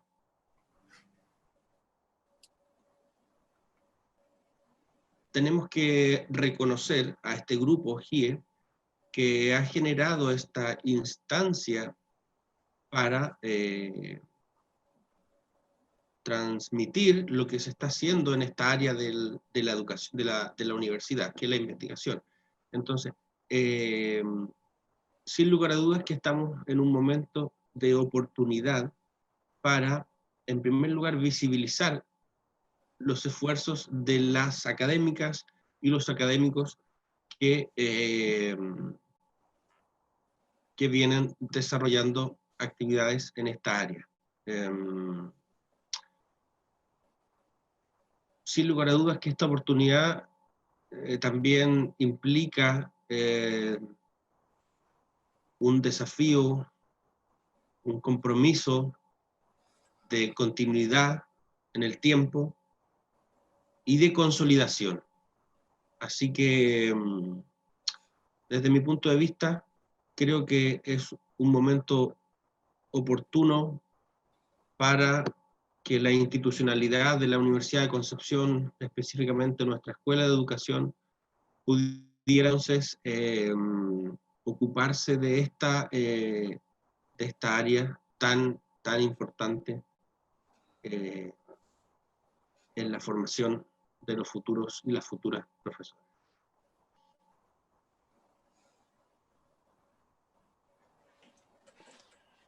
Concuerdo, profesor. Y yo quisiera tal vez complementar que deberíamos entender la actividad investigativa más allá de un área, ¿no es cierto?, sino más bien como una actividad inherente a cada profesor de futuros profesores. Y que conjunto con esos futuros profesores, la educación y la enseñanza que se haga sea siempre informada por la investigación que se esté haciendo. Y como decía tú, Rafael, nosotros como grupo, esa es nuestra intención. La intención es ir impulsando esta mirada, ¿no es cierto?, de entender la investigación como algo propio e inherente al trabajo docente universitario. Y que los estudiantes, también todos nuestros estudiantes, entiendan la investigación como también, digamos, parte de su formación y parte de su futuro laboral. Nosotros estamos queriendo impulsar cambios en ese sentido hacia la investigación-acción para que sean ellos también futuros agentes de cambio en el aula en torno a las diferentes problemáticas que ellos van encontrando, cómo las van observando y cómo se van haciendo cargo de esas problemáticas en sus respectivos ámbitos de acción. Rubén, Marianela. Lo que quisiera hacer un comentario quizá que tiene que ver con lo que he podido observar desde que llegué a la universidad. Yo entro a esta universidad el año 2005 y encuentro que el panorama desde ese año hasta ahora, que el año 2020, ha ido proyectándose, ha ido modificándose poco a poco, pero en ese sentido hay una mirada esperanzadora respecto a la inserción de las actividades de investigación y particularmente de todo lo que tenga que ver con la formación inicial docente o de la investigación aplicada en este tipo de áreas. Lo menciono de esa manera porque recuerdo que en los años anteriores, si bien había investigación, en ese sentido podría destacar a la profesora Irma Lagos, que es un caso que yo conozco de cerca, que es una profesora que siempre ha investigado y que de alguna manera es la que marcó la pauta para la mayoría de nosotros que la hemos conocido. Así que aprovecho a hacer un reconocimiento a ella si es que nos pudiese oír. Y sin embargo, ya era uno de los casos aislados. No era la tónica, y de alguna manera nosotros estamos marcando ya una etapa un poco más intermedia, es decir, todavía no somos una gran mayoría de profesores los que investigamos, pero este cuerpo está creciendo. Yo recuerdo años atrás también cuando conocí a Rafael, él siempre tuvo esta inquietud, y así se fue formando en sus estudios de posgrado. Lo mismo puedo decir por mí, que los estudios de posgrado fueron apareciendo con el tiempo. Bueno, ya Marianela y a Cristian que lo fui conociendo un poquito después, pero hay un proceso que estamos viviendo, que tenemos que defender, que tenemos que reforzar, que tenemos que validar, considerando que estamos en una universidad que investiga. Por lo tanto, nosotros a lo mejor no podemos aspirar a tener los mejores indicadores de la universidad, pero sí podemos aspirar a incrementar lo que tenemos, a mejorar lo que tenemos, a establecer metas que podamos alcanzar y también a validar esta función en el contexto ya laboral, desde el punto de vista o pensando que sería nuestra cultura organizacional. Muy bien, gracias por su comentario, profesor Abello. Marianela, antes de dar el paso a las preguntas que ya están llegando, me gustaría también escuchar un comentario general de parte tuya. Sí, bueno, en cuanto a la pregunta de dónde estamos en cuanto a la formación inicial docente, efectivamente concuerdo con lo que decía Rubén, Rafael, que en cuanto a la investigación, estamos como de alguna manera con la creación de este grupo un poco formalizando eso, porque si bien la investigación estaba presente, se veía igual bastante aislada y teníamos pocas instancias nosotros también de contar lo que estamos haciendo por la formación inicial. Si bien, por ejemplo, en mi departamento, que es Ciencias Básicas, existe investigación también en las áreas disciplinares de cada uno, los profesores de biología, de química, faltaba además la instancia, o incluso en matemática, donde nosotros pudiéramos mostrar qué estamos haciendo, no por tanto por nuestra disciplina, porque eso lo mostramos en nuestros congresos, qué sé yo, a la gente que le importa, pero también qué estamos haciendo por la formación de profesores acá en el campus. Entonces yo igual pienso que es un área que se está levantando con todo esto, están creciendo los equipos de trabajo, entonces es muy importante mantener eso y seguir fomentando, obviamente, que estas instancias se sigan dando, tener las facilidades para poder seguir en nuestro trabajo de investigación y que obviamente todo eso que nosotros estamos haciendo es directo beneficio de los estudiantes. Y eso también está enlazado también con la presentación que tuvimos ayer. O sea, nosotros no investigamos solamente para tener un resultado, sino que investigamos para mejorar la formación de los profesores, para obtener información que nos permita mejorar nuestros propios procesos. Entonces, en ese sentido, yo igual pienso que estamos creciendo de a poco, pero ya se está viendo, obviamente, ese crecimiento y la formación de este grupo vino como a poner ¿cómo se puede decir? Como la guinda a estas inquietudes que todos teníamos, porque todos los miembros del grupo teníamos esa inquietud de formalizar esta investigación y de hacer algo más grande. Entonces, eso es lo que puedo decir. Gracias. Nos llega nuestro primer comentario, dice, creo que es importante hacer eco de lo que mencionaba ayer la profesora Ábalos. Como profesores siempre debemos estar reflexionando sobre nuestra práctica y toda esta reflexión puede canalizarse en investigación. Los profesores, además de ser transmisores de conocimiento, también podemos ser creadores de este. ¿Qué podemos decir ahí a este comentario? ¿Cómo lo podemos refrendar? Bueno, por mi parte, decir que estoy en total concordancia, coherencia, es eso, es lo que yo comprendo como el principal desafío en la formación de profesores y profesoras. Esto es instalar la capacidad de, en primer lugar, ser capaces de identificar las herramientas, las estrategias, las intervenciones, los modelos, etcétera, que funcionan actualmente mejor en todo el mundo, para poder, a partir de ello, entonces, filtrarlo respecto a nuestro contexto y generar entonces nuestras propias iniciativas pedagógicas. Y esto únicamente se encuentra en la literatura científica. Los libros están perfectos, pero los artículos están actualizados. Entonces, si yo deseo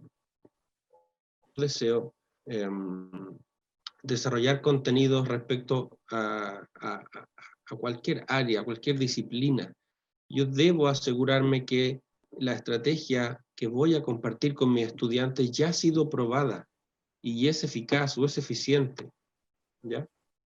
Entonces estoy totalmente de acuerdo en que no debemos ser solo transmisores de conocimiento, tenemos que ser capaces de crearlo al interior de la universidad, con nuestros estudiantes, que sean parte de estos procesos. Y de esa forma entonces, una vez que ellos están en su desempeño laboral y profesional, mantengan esa continuidad de la interrogante.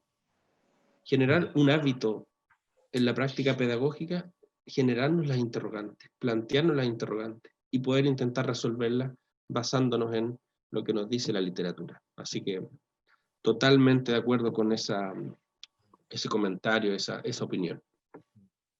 Y en ese sentido, que más y más estudiantes se sumen y entiendan bien lo relevante que es involucrarse en el proceso investigativo de sus profesores. Ser alumnos inquietos, ser estudiantes que tengan esta motivación por ser meros participantes de la clase lectiva semana a semana, sino más bien también participar y querer preguntar y querer involucrarse en los diferentes proyectos, en las diferentes actividades investigativas que están desarrollando sus diferentes profesores. Eso es muy importante y es muy bueno que haya habido esta inquietud en torno a ese tema. ¿Quién quisiera comentar al respecto? ¿Rubén? Sí, yo quisiera aprovechar este comentario, por una parte, para reforzar el llamado que se hace a que los estudiantes tienen que participar activamente también en la investigación. Bueno, por una parte que los profesores investiguemos, sí, eso es clave. Por otra parte, que los estudiantes participen en las distintas instancias que se puedan generar también es clave. Incluso haría un llamado mayor y que tiene que ver con que los estudiantes también tienen un desafío, así como tenemos nosotros un desafío que lo estamos comunicando, ustedes como futuros profesionales también tienen un desafío de instalar el trabajo de investigación en sus propios colegios, en los lugares donde ustedes trabajen. Ojo con ese detalle, porque ahí está una de las grandes diferencias que tenemos, por ejemplo, con respecto a los países desarrollados de Europa o Norteamérica, porque en esos países prácticamente en todas las instituciones se investiga. Y el trabajo de investigación forma parte del trabajo diario, no se ve como algo especial, como algo ajeno. Existe un espacio, quizás no todos investigan, pero se puede investigar en todas las instituciones. Y eso es una gran diferencia que tenemos con Chile. En nuestro país prácticamente son mucho menos las instituciones que investigan, quedando esta actividad en manos de la universidad principalmente y algunas empresas, pero que pueden ser muy limitadas. Lo que hace falta es que la investigación sea más transversal y que esté o que forme parte de todas las instituciones, en este caso, que forme parte de la escuela. Yo me he dado cuenta que los norteamericanos hacen actividades simples, inclusive, no siempre estamos hablando de investigaciones complejas, actividades simples que cada uno de nosotros realiza en nuestro quehacer. La diferencia es que ellos después lo escriben y lo publican. Gracias, profesor. Marianela, ¿quisieras complementar algo o paso a la siguiente pregunta? ¿Pasa? Ya. No, Mira, no dice pasa nada. la alumna María Fernanda Rojas. Es muy interesante lo que ella escribe acá. Con respecto a cada una de las presentaciones me surge una duda y también con ello insto a que abra la oportunidad, no, a que si habrá la oportunidad de no, y de no haberla, de que nosotros como estudiantes podemos participar en conjunto con ustedes, los docentes, a cargo de sus respectivas investigaciones, hacer parte de esta en cada una de nuestras prácticas progresivas y en cada una de las carreras de educación. Para ser un poco más precisa, dice, con mi duda, es si existe la instancia de que exista la comunicación y el trabajo colaborativo de la docencia en cada una de las carreras para trabajar con los alumnos. Por ejemplo, sobre el proyecto de la docente Castillo, sobre el instrumento de práctica podría implementarse en básica, diferencial, inglés, que también se encuentran en nuestro campus. Ahí sí respondo. Ahí te están aludiendo directamente. Sí, bueno, en realidad el proyecto sí se está implementando con otras carreras. Como yo dije en la presentación, toda la primera parte de definición de dimensión y todo eso se hizo en conjunto con ciencias naturales y educación diferencial. De hecho, ellos están aplicando las pautas que también se generaron de este proyecto, pero obviamente pautas distintas con sus características, pero las dimensiones son las mismas. Pedagogía en ciencias naturales también tiene pautas que son parecidas. Puede ser que, bueno, inglés no alcanzó, porque de hecho ellos empezaban a implementar las prácticas este semestre y obviamente con la pandemia todo eso se tuvo que detener. Ahora lo que sí hemos hecho nosotros como carrera ha sido sistematizar la información y transformarla en productos de investigación. Yo creo que por ahí puede ser que haga falta compartir un poco más esa experiencia, más que el uso de las pautas mismas, que eso sí se está utilizando. Me da la Pero impresión- Y me da la ¿Cómo? impresión de que la alumna apunta hacia la participación o un canal de participación más sistemático de los Sí, estudiantes en la actividad investigativa. puede ser porque, como decía, nosotros hemos procurado justamente generar, bajo la misma instancia del trabajo de titulación, de seminario, lo que nosotros necesitamos para complementar la investigación. O sea, si ya nosotros nuestros datos y necesitamos tener esta información, nos hemos preocupado de buscar estudiantes de pregrado de la carrera de pedagogía que nos ayuden con ese proceso y que además para ellos les reporte como su seminario de título. Entonces yo creo que eso puede ser lo que falta socializar un poco mejor para poder incorporar, como decía, más que nada el proceso de investigación a las otras carreras. Yo de verdad no sé si se estará realizando, por ejemplo, las otras carreras que también están usando las pautas. Pero en cuanto al uso de las pautas, la creación de estas, la validación con los docentes del sistema, todo eso se realizó en conjunto con el resto de las carreras del campus. O sea, las pautas que están usando las otras carreras sí pasaron por este proceso, excepto la de básica, me parece. Pero la de diferencial, inglés, que se irá a utilizar en algún momento, la de inglés y la de ciencias naturales, vivieron todo el mismo proceso y, como decía, la validación con los docentes del sistema, que eso fue una maravilla y fue un trabajo súper importante que se realizó al alero de los proyectos de docencia. Eso sí se realizó en conjunto. Eso. Perdón, ¿alguien más quisiera complementar o pasamos a la última pregunta? Pasemos a la última pregunta. Dice, también es importante mencionar que los perfiles de egreso de las distintas carreras mencionan como ámbito de desempeño, además de la docencia, la investigación en el aula.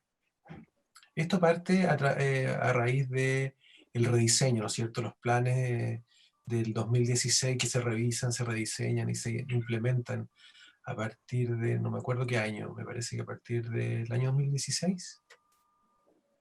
Bien. ¿Qué podemos decir al respecto? ¿Qué le podemos complementar ahí a ese comentario, a esa aceleración? Bueno, las competencias investigativas efectivamente deben estar presentes en el proceso de formación inicial docente y no solo en la última etapa, ¿ya?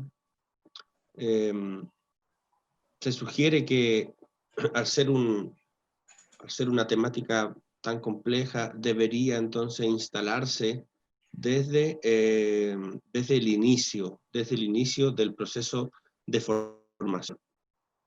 De forma anecdótica nada más señalar que junto al profesor Jorge Rojas, actualmente en estos días, estamos desarrollando una propuesta para postular a la elaboración del concurso de textos de apoyo a las asignaturas de la Dirección de Docencia de nuestra universidad, que dice relación entonces a 5 capítulos que versan sobre la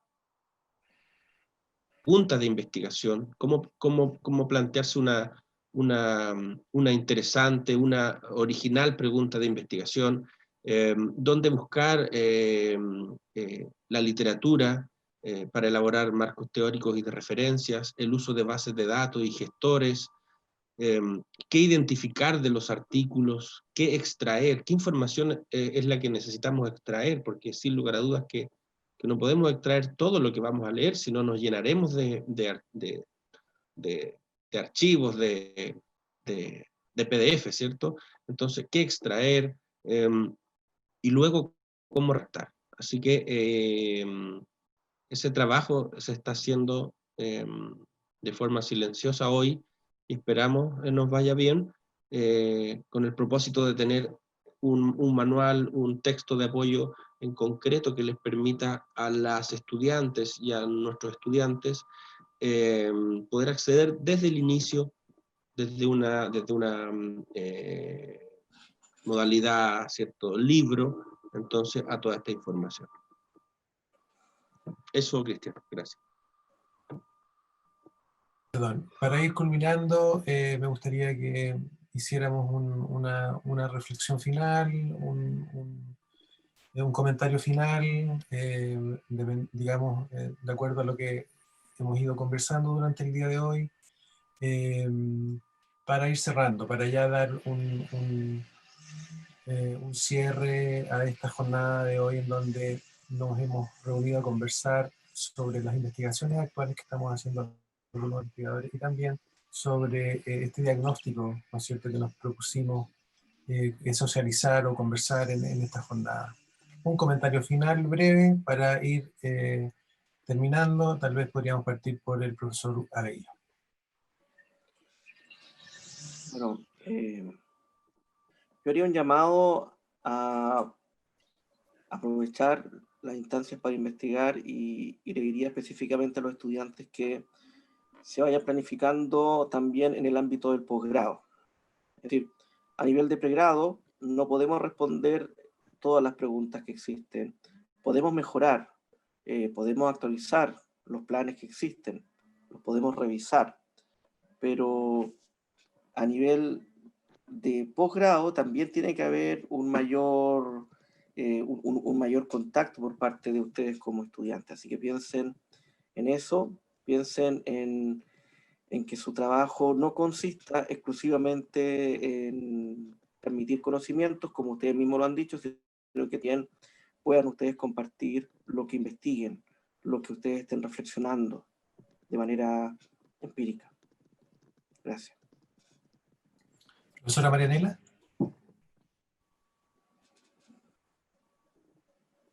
Ahí se estaba poniendo el audio. Bueno, como reflexión final, yo también me estaba acordando, bueno, además de la charla de ayer de la doctora Ávalo, me acordaba de una charla que tuvimos hace tiempo del profesor Víctor Díaz de Venezuela, que nos acompañó en una de las charlas, que él también hablaba de la investigación y de cómo comenzar a generar conocimiento, que yo pienso que es algo súper importante y que ya se mencionó acá, que no solamente transmitimos conocimiento, sino que tenemos que ir generando conocimiento. Y me acuerdo cuando él nos contaba que hay que empezar de alguna manera, y él en una reunión nos comentaba cómo podíamos comenzar un grupo de investigación, qué teníamos que tener para comenzar a hacer un trabajo en esa línea. Y ahora pensando en todo esto que ya tenemos nuestro grupo, estamos ahora en nuestro primer evento, cuánta razón tenía el profesor en darnos esos consejos. Y comparando con lo que decía la profesora Ávalo ayer, de lo que acaba de decir Rubén, la investigación no tiene por qué ser algo tan complicado. Ayer la profesora nos hablaba de los relatos, de una cosa que no es tan complicada de llevar a cabo, pero lo importante es que siempre estemos generando conocimiento nuevo. Estanquemos, y también decía Rafael, los libros son bastante buenos, pero los artículos son los que están actualizados, entonces tener que ir generando investigaciones, además ir leyendo las cosas nuevas que van apareciendo. Entonces todo eso para mí es súper valorado, y en la medida que uno lo puede hacer, obviamente si soy un profesor del sistema educativo, un profesor universitario, siempre voy a tener la instancia de aportar en ese sentido, dependiendo de dónde estemos trabajando, vamos a aportar en alguna medida ahora, pero hay que hacer el esfuerzo y comenzarlo una vez y después obviamente continuar.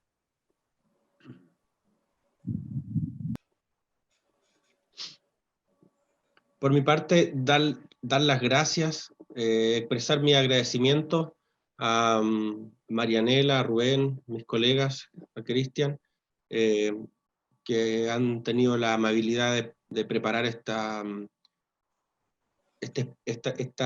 presentación, esta divulgación de sus trabajos, que son sumamente interesantes. Agradecerles también a los estudiantes y a las colegas y los colegas que hoy están en esta reunión. Iniciaron alrededor de 80, si mal no recuerdo, y se han ido algunas o algunos por diferentes motivos. Sin embargo, los que quedan, o las que quedan, seguro que tendrán el mayor nivel de motivación, como habló Rubén, su temática de de interés, ¿cierto? Y apelando a la motivación, entonces, decir que de eso se trata desde mi perspectiva, mantener una motivación alta, hacernos preguntas día a día, cuestionar, no quedarnos con el mensaje que se entrega desde una fuente, consultar, buscar, ser estudiantes inquietas e inquietos para entonces en la práctica profesional también mantenerse inquietos. ¿Ya? Muchas gracias a todos.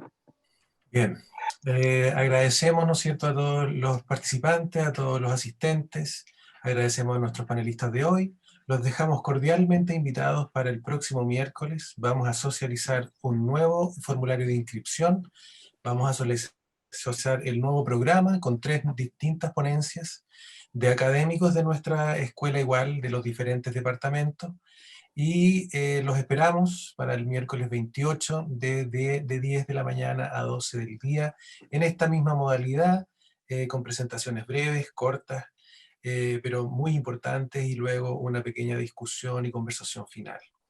Agradecemos a todos los involucrados y nos vemos nuevamente entonces el próximo miércoles. Muchas gracias.